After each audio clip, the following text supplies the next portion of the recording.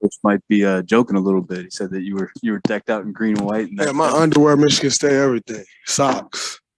Probably too much information, huh? Hey, I'm just being honest. Everything. It's a great win. Man, they gave all they had too. They could not have played a better game and lost. That's tough. That's tough. Hey, little brother. It's been all downhill since Mike Hart said that. It's been downhill from there. Hey, it is what it is. Go green. You bring energy, intensity every night anyway, but do you feed off something like that? I mean, does that get you going? Absolutely. You just feel good coming into it was a 9 a.m. our time. Start the day like that, you just feel good the rest of the day. So definitely feed off some of that energy. Are you able to feel defenses change when you attack the rim like that? Yeah, you kind of see them reeling to figure out what to do. I noticed that quite a bit when I am attacking the rim. Defense trying to figure out what to do, whether to play the pass. So yeah, I just got to make sure I continue to do that. The numbers certainly look good. What did you think of your team defense tonight? I thought our team defense was great. We were very disciplined. I thought we didn't give up back cuts.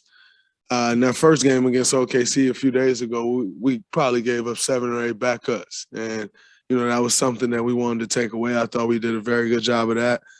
I still think we could have cut down on some of the fouls. We were, a couple times we got in the penalty with 5-0 on the fouls. So I think we could have cut back on some of that.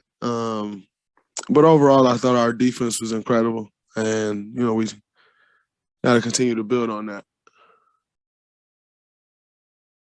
Can I also say how satisfying it's been to watch the game of basketball without all those calls? I'm sorry. I'm not supposed to curse in interviews, right? Can I say how satisfying it is to watch the game without all those terrible calls? That, guys cheating the game and grabbing guys and getting a foul. I've been really enjoying watching basketball this year. I kind of had stopped watching the NBA a bit because it was just too much flailing and flopping and guys cheating the game and get free throws. So I thought I think that's been great, and I would be remiss if I didn't mention that because I think that's been fantastic. And I think when you look at it, people are starting to show some of the calls where like, no, that is a foul. And the reality is I think it was so far left. And now the refs are adjusting to not making those calls. And maybe you do a couple that should be a foul. But that's all about figuring it out, right? A happy medium. But I think they've been incredible. And the game is flowing better. And I think you're seeing much better basketball. You're not seeing 147 to 139. I think I saw the Celtics in Washington went to double overtime today, and the final score was maybe 104 to 102 or something like that. We went to overtime the other day. The final and kudos to the NBA on that. It's been great to see, especially coming from people where they weren't calling that, and you kind of have an appreciation for that to see while I was over there, the league say, oh man, we're changing that. And actually stick to it and be doing that, it's incredible. So kudos to the league and the referees. It's been great basketball to watch, and I think it's great for our game. It definitely shows up watching, observing it. Can you feel it on the court? Can you sense it? You can 100% feel it because you don't have guys just doing the garbage to try to draw fouls anymore. I think this game was turning into who can draw the most fouls, and nobody want to watch that, and you definitely don't want to play in the game like that. So you can feel the difference out there for sure. It's just more pure basketball, and that's great for our game. Draymond? Go ahead. Oh, so, can kind of, since we didn't talk to you the other night, that when Morant came up at midcourt and you, how did that play happen? I mean, was it just an unfortunate collision there? Oh, well, I was going to foul them to stop their break. Okay. Anyway, and I just felt his face, like his face hit my head. Oh, it did. And, Okay. Yeah. And, Josh's a pretty smart guy, so just try to hold him up and not let him go down because his knees was kind of behind him, so he go back and who knows what happened. So Okay. Thank you. just try to hold him up, but he fast, Yeah. super fast. Yeah. Thanks for rewinding to that. Sorry, Nick. It's all good. Following up on the foul stuff, what, as a fan of the game, as somebody who's lived it, because it's been going on now for years, what do you think finally triggered the rule change? I think there's been a lot. It kind of went left. It's been going on for a while, but every year it starts to gradually get worse and worse. And last year, I think it really reared its ugly head. You started to see playoff games altered by guys. Excuse me. You started to see playoff games altered by guys cheating the game. And that's garbage. So I think watching that changed it. I think also watching the Olympics helped spearhead it as well. When you saw the way the game has been officiated up to this year, for you as a guy who focuses on defense a lot, does it get in your head that certain things you can't do because of these things? I mean, how does it play games with your head? Oh, you did, because you can't. I mean, listen, guys are talented enough.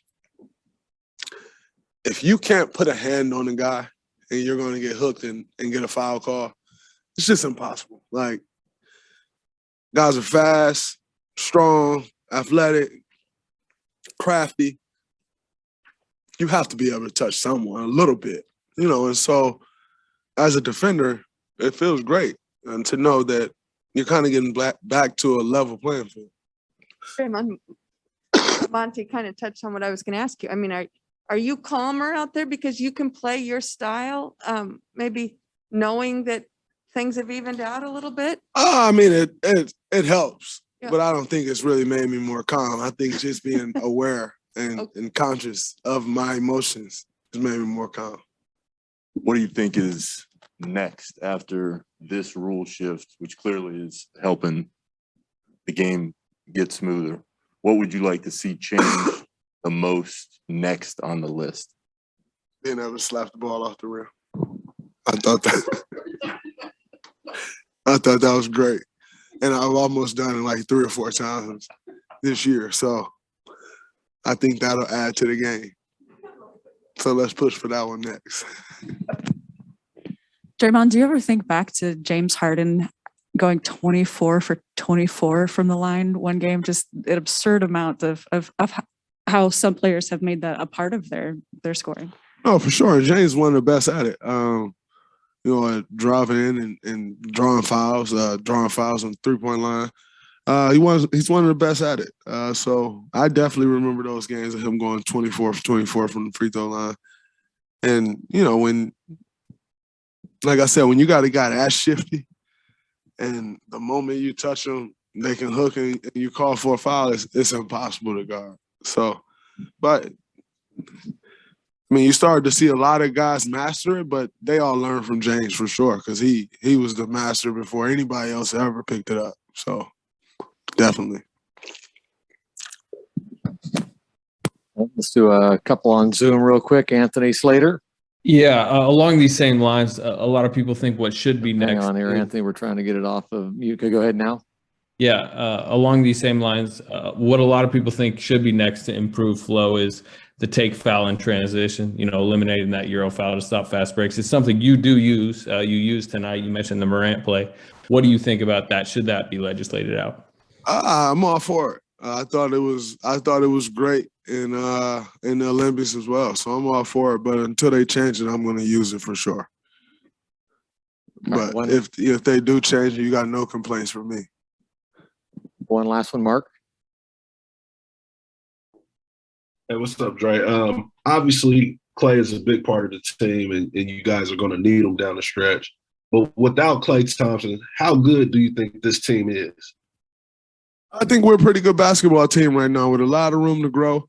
You know, we got guys that's going to continue to get better. We'll continue to learn each other more. So I think, you know, there's still a lot of room for growth on this team. And, you know, without Klay, we can still be a pretty good team. But with Klay, you know, you're talking a whole different ball game. So we need him back. One more. You know, coaches try a lot of these ploys. They show films before games. Sometimes they show boxing matches before games to get guys fired up. Today, football got you going. Is that something you make a practice of doing, or is it something you do occasionally where you watch something and come in with a different beat, different vibe? No, I'm not really. I'm a very, you know, I like things to be organic. So today we organically kicked their ass, and I organically had a lot of energy. So yeah, I'm not really one to go back and watch something to say, it's gonna get me going. That ain't it. But when Michigan State organically kicks scum ass, I organically fly around the court all night.